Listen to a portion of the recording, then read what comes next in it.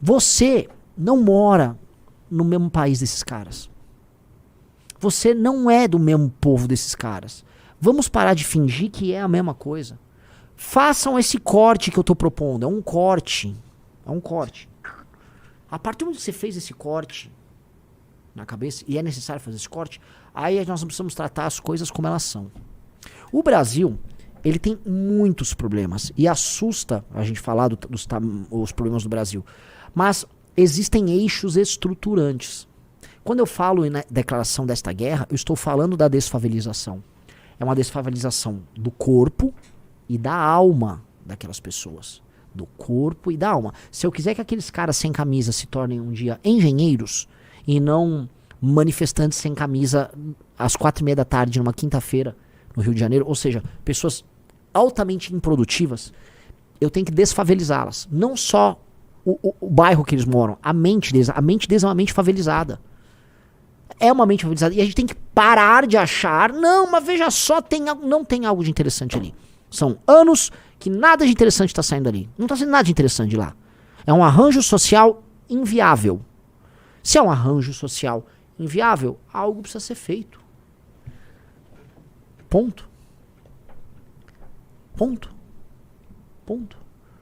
Então, a desfavelização é a declaração de guerra ao tráfico, a ocupação daqueles lugares, a urbanização daqueles lugares e a recuperação, a desfavelização mental dos moradores. Ou seja, nós temos que pegar especialmente os jovens ali e nós temos que ter escola em tempo integral. Eu acho que tem que ter escola militar, disciplina dá com pau, escola da mais alta qualidade. O investimento que o Estado brasileiro precisa fazer para recuperar as pessoas que moram na região ocupada pelo tráfico é mais ou menos o investimento que o Estado alemão teve que fazer para recuperar os alemães que estavam na Alemanha Oriental. Quando terminou lá, caiu o Muro de Berlim, terminou a divisão das duas Alemanhas, eles tiveram que investir fortemente para adequar aquelas pessoas ao capitalismo e ao mundo da Alemanha desenvolvida.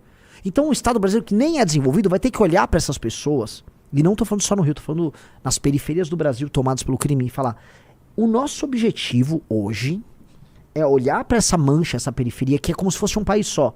Você pega o mapa do Brasil, é como se tivesse várias ilhas tomadas pelo crime e de periferias e tráfico e tal. Você tem que olhar para ali e falar, este é meu objetivo civilizacional. Em 40 anos, isso aqui tem que virar outra coisa. Singapura fez em muito menos tempo. A China faz em muito menos tempo. Tem países que já lidaram. Esse problema não é novo. Outros lugares já fizeram e resolveram isso mais rápido. Nós vamos ter. Só que a gente tem que entender assim, que a gente tem que tirar certas premissas da cabeça. A primeira premissa é uma premissa profundamente liberal. Achar que aquelas pessoas estão abandonadas do nada num arranjo arquitetônico, social, urbanístico, cultural inviável. De lá vai ficar surgindo muita coisa. Não vai. Você pode ter a exceção da exceção. E você vai ficar fazendo cherry picking e tentar achar, não, isso aqui foi muito legal. Não, achei um jogador de futebol. Não, achei um empreendedor. Sim, é cherry picking. A gente vai achar pequenos casos. Mas se a gente quiser criar riqueza, a gente vai ter que mudar tudo ali. Tudo. Tudo. Então nós temos, assim, nós estamos montando um partido para isso. O livro amarelo é sobre isso também. Vocês estão vendo para onde está se encaminhando o livro amarelo. Esse entendimento desse eixo, olha só como é uma mudança de mentalidade gigantesca. Então, pô, eu tô falando assim, a missão da nossa geração. Temos uma missão colossal. A missão da desfavelização. É como você pensa essas pessoas como pessoas que estão vivendo no regime da Alemanha Oriental. E nós somos a Alemanha Ocidental. E nós vamos trazer esses caras pra cá. E assim, quem ganhou foi a Alemanha Ocidental, não foi a Alemanha Oriental. Então eu não vou transformar a Alemanha Ocidental no comunismo. Eu vou eliminar a ideologia do comunismo. Por isso que eu tenho que eliminar a ideologia do Oruan. Entendeu? Eu tenho que eliminar a ideologia do pose do rodo. Não me interessa o que eles têm a oferecer ali, porque eles perderam a guerra. Nós temos que ganhar essa guerra e temos que libertar as pessoas. Então a gente tem que pegar as marcas de pepino. Tem um filme ótimo sobre isso, Adeus Lenin. Um filme maravilhoso. A marca de pepinos e picles deles vai quebrar. As crianças têm que ir pra escola em tempo integral. Tem que ter educação sexual. Tem que ter presença do Estado. Salas de aula com ar-condicionado para essas crianças. As pessoas têm que ser integradas. Temos que integrar empresas, polos de negócios ali perto, empregar as pessoas, ter dignidade, ter um bom transporte, arborização, dignidade, saneamento básico. Aí você começa... Não, pô, calma aí, essas pessoas são tratadas como gente. Só que pra tratar como gente, para tratar essas pessoas como gente, o Estado vai ter que ter um projeto de 20, 30 anos de tratar essas pessoas como gente. É sobre isso. Este aqui é só um dos grandes eixos estruturantes para tornar o Brasil um país desenvolvido. Nitidamente é um eixo estruturante. Porque grande parte das populações no Brasil vivem nestas favelas. Essa mancha aí que o Rizzo está colocando é o que, Rizzo? Embaixo à esquerda tem a legenda do mapa, que são as áreas tomadas por grupos armados no Rio de Janeiro. Então o vermelho ali, naturalmente, Comando Vermelho. Azul, a milícia. Isso. Verde é o TCP, que é aliado do Comando Vermelho. ADA, não sei se a ADA é a grande inimiga do Comando Vermelho. Não, pera, o TCP é aliado do PCC. A ADA é um outro inimigo do Comando Vermelho. O roxo é o tráfico indefinido. Laranja é domínio indefinido. ADA é amarelo, desculpa. Cadê a turma do ADA? Tá meio na merda a ADA, hein? Onde que é a penha? Que eu não sei também. Pra cá? TCP é terceiro comando, é isso? Enfim, só achei interessante mostrar que você tá falando do mapa. Eu achei esse mapa aqui interativo, que legal de... O TCP, mas o TCP é aliado do PCC lá, né? O TCP, ele faz proxy war pro PCC no Rio. O que vocês estão vendo é o seguinte, vamos falar real? Boa parte do mapa do Rio de Janeiro que vocês estão vendo ali é verde, é montanha, é morro. Montanha, devia ser protegido. Onde essas manchas de favela mostram assim que, pô, das áreas habitáveis tal, e com concentração de gente, no mínimo 30% ali é favela. Riso. Sim. É coisa, hein, galera?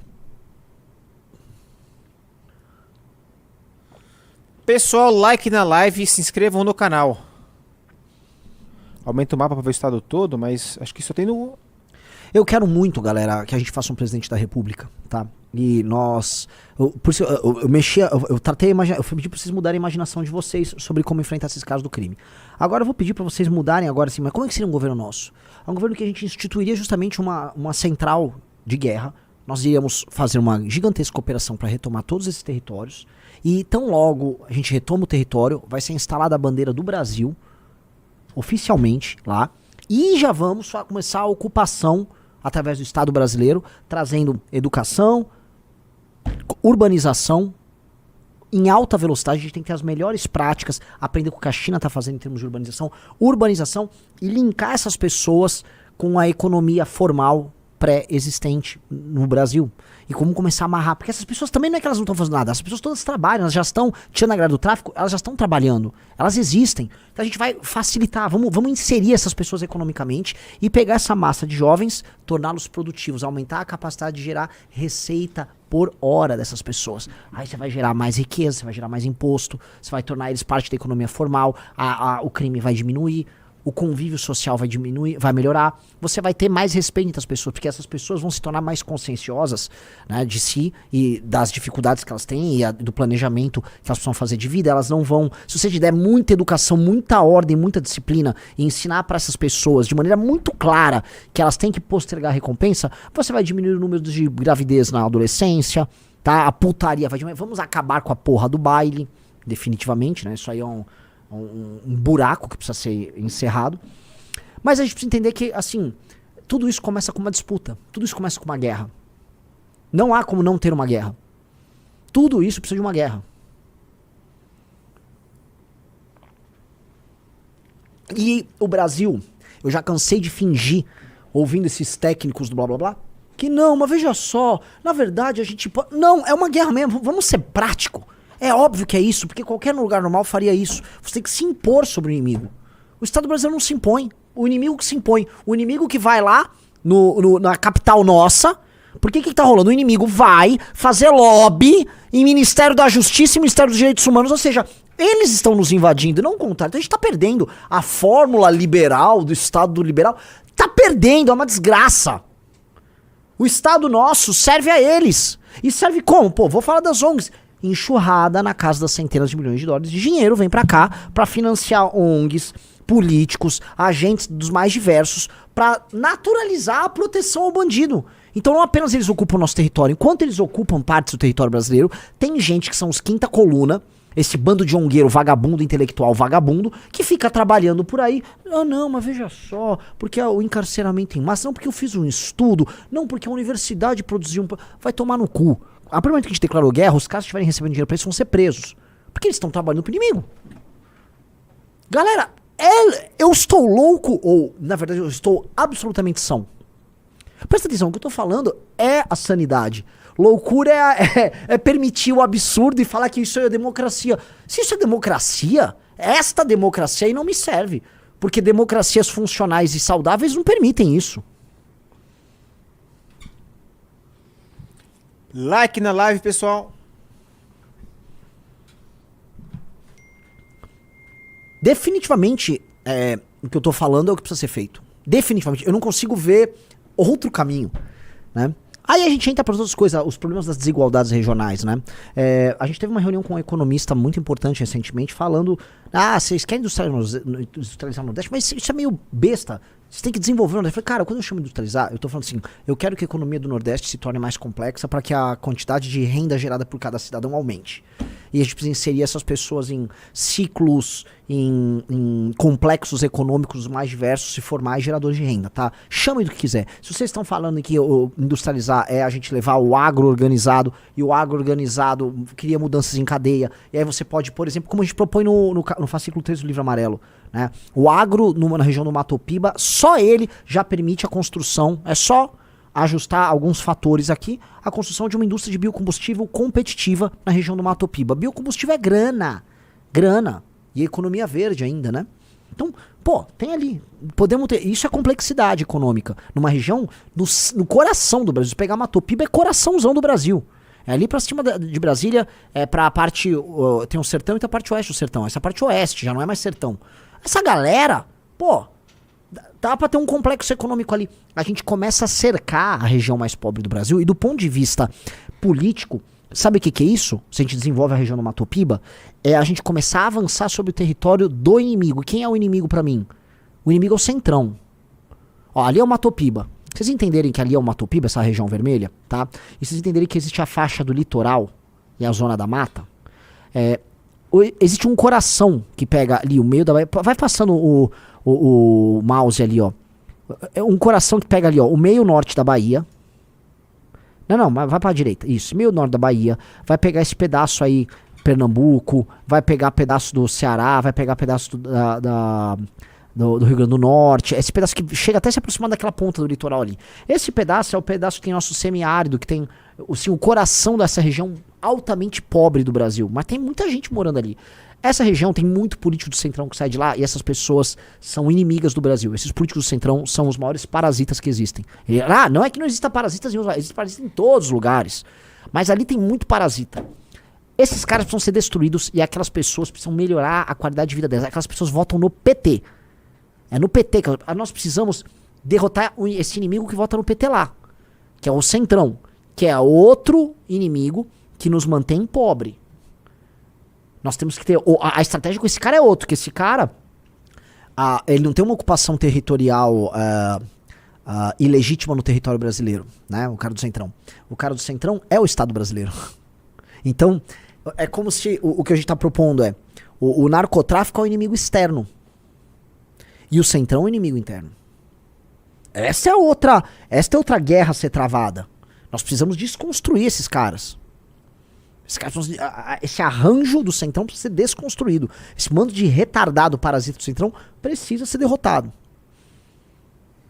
E existe uma terceira guerra que precisa ser travada, que é a guerra contra os privilegiados, que são basicamente a elite do funcionalismo brasileiro, altamente parasitária. E, naturalmente, suas relações político-econômicas com agentes e setores mais diversos. Essa é a terceira guerra. Os três blocos que estão matando e tornando o Brasil inviável são esses aí. Os privilegiados do funcionalismo, o Centrão e o Estado paralelo. Essas são as três guerras que nós vamos travar. São três guerras mesmo. E assim vai dar. É conflito, é briga. A gente tá mexendo com quem exerce poder bélico, político e jurídico. Sacou? São as três guerras. Vencer essa guerra desamarra vários nós que impedem o Brasil de andar.